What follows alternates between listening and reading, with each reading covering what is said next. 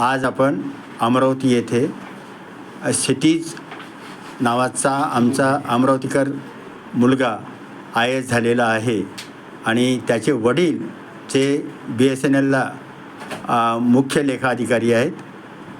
त्यांच्या कार्यालयात आलेलो आहोत. सर्वप्रथम मी क्षितिजचं अभिनंदन करतो आणि त्याच्या वडिलांना अशी विनंती करतो की त्यांनी आपल्या चिरंजीवाबद्दल 1-2-3 मिनटं आम्हाला माहिती सांगावी. सर नमस्कार. नमस्कार, धन्यवाद सर. काटोळे साहेब, तुम्ही आलात, खूप खूप धन्यवाद तुमचे. माझा मुलगा त्याचं प्राथमिक शिक्षण भोपाळ इथे झालं.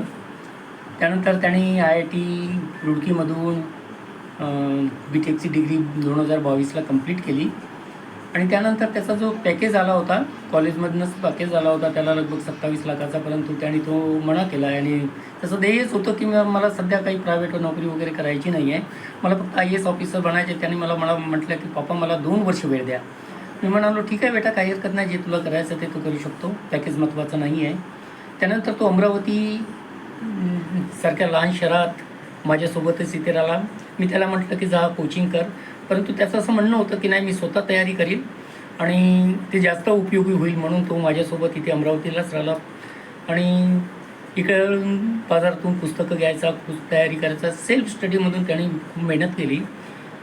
वरिष्ठांचे त्यांचे काही IIT रुडकीचे वरिष्ठ जे लोक होते, जे IAS झाले होते, त्यांचं त्यांनी मार्गदर्शन घेतलं, फोनवर व्हिडिओ कॉल वगैरे करून, आणि स्वतः तयार करून त्यांनी यश प्राप्त केलं आहे. त्याचं म्हणणंही आहे की अगर ध्येय ठेवलं तर कुठलीही गोष्ट साध्य होऊ शकतं. तर आपलं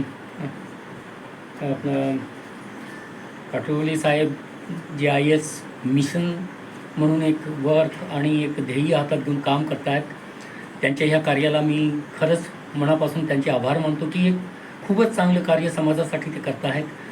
स्वतः मला म्हणजे आता एवढ्या उन्हातही ते मला भेटायला आलेत, म्हणजे त्याचं ध्येय किती मोठं असावं हे मला कळतं.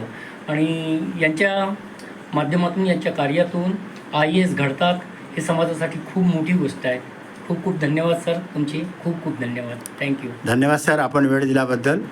आणि आज संध्याकाळी आपण आपली आणि चिरंजीवाची सविस्तर मुलाखत घेऊ. आपण वेळ दिल्याबद्दल थँक्यू. धन्यवाद आणि आपल्या चिरंजीवाचे मनापासून अभिनंदन. खूप खूप धन्यवाद सर, खूप खूप धन्यवाद. नमस्कार. नमस्कार सर. जय हिंद, जय महाराष्ट्र. जय महाराष्ट्र.